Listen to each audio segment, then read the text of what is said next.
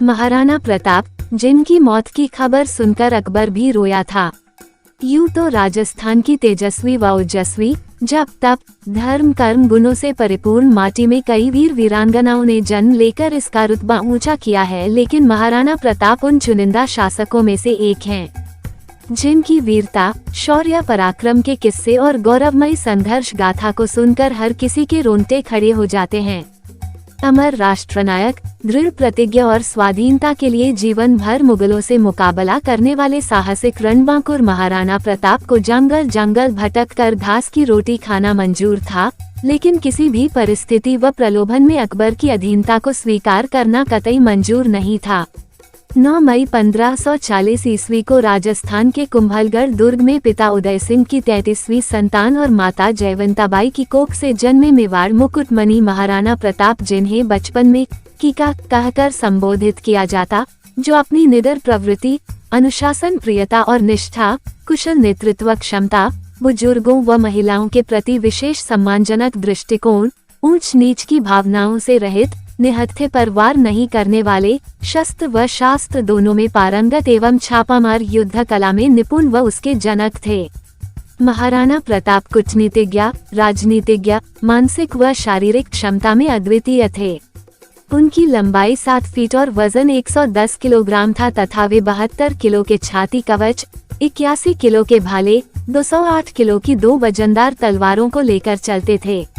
उनके पास उस समय का सर्वश्रेष्ठ घोड़ा चेतक था, जिसने अंतिम समय में जब महाराणा प्रताप के पीछे मुगल सेना पड़ी थी तब अपनी पीठ पर लांघकर 26 फीट ऊंची छलांग लगाकर नाला पार कराया और वीरगति को प्राप्त हुआ, जबकि इस नाले को मुगल घुड़सवार पार नहीं कर सके।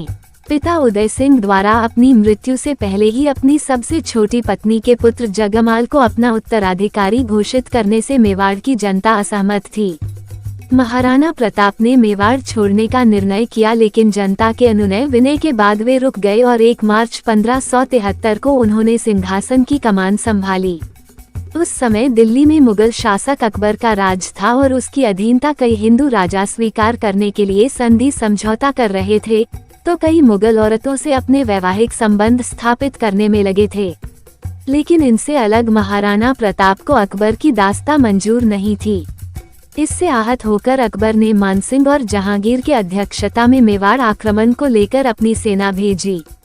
18 जून 1576 को आमेर के राजा मानसिंह और आसफ खां के नेतृत्व में मुगल सेना और महाराणा प्रताप के बीच हल्दी घाटी का युद्ध हुआ। माना जाता है कि इस युद्ध में न तो अकबर की जीत हो सकी और न ही महाराणा प्रताप की हार हो सकी।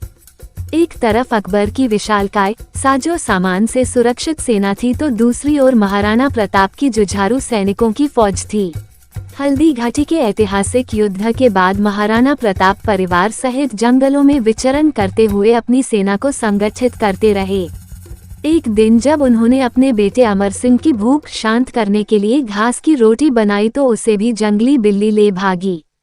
इससे विचलित होकर महाराणा प्रताप का स्वाभिमान डगमगाने लगा, उनके हौसले कमजोर पड़ने लगे। ऐसी अफवाह फैल गई कि महाराणा प्रताप की विवशता ने अकबर की अधीनता स्वीकार कर ली। तभी बीकानेर के कवि पृथ्वीराज राठौड़ ने महाराणा को पत्र लिखकर उनके सुप्त स्वाभिमान को पुनः जगा दिया। फिर महाराणा प्रताप को मरते दम तक अकबर अधीन करने में असफल ही रहा। अंततः महाराणा प्रताप की मृत्यु अपनी राजधानी चावंड में धनुष की डोर खींचने से उनकी आंत में लगने के कारण इलाज के बाद 57 वर्ष की उम्र में 29 जनवरी 1597 को हो गई। कहते हैं महाराणा प्रताप की मृत्यु का समाचार सुनकर अकबर की आंखों में भी प्रताप की अटल देशभक्ति को देखकर आंसू छलक आए थे। मुगल दरबार के कवि अब्दुल रहमान ने लिखा है, इस दुनिया में सभी चीज खत्म होने वाली है, धन दौलत खत्म हो जाएंगे, लेकिन महान इंसान के गुण हमेशा जिंदा रहेंगे। प्रताप ने धन दौलत को छोड़ दिया, लेकिन अपना सिर कभी नहीं झुकाया। हिंद के सभी राजकुमारों में अकेले उन्होंने अपना सम्मान कायम रखा। और तो और एक बार अमेरिका के भूतपूर्व राष्ट्रपति अब्राहम लिंकन भारत के दौरे पर आ रहे थे, तो उन्होंने अपनी मां से पूछा, मैं आपके लिए भारत से क्या लेकर आऊं? तो उनकी मां ने कहा था, भारत से तुम हल्दी घाटी की मिट्टी लेकर आना, जिसे हजारों वीरों ने अपने रक्त से सींचा है।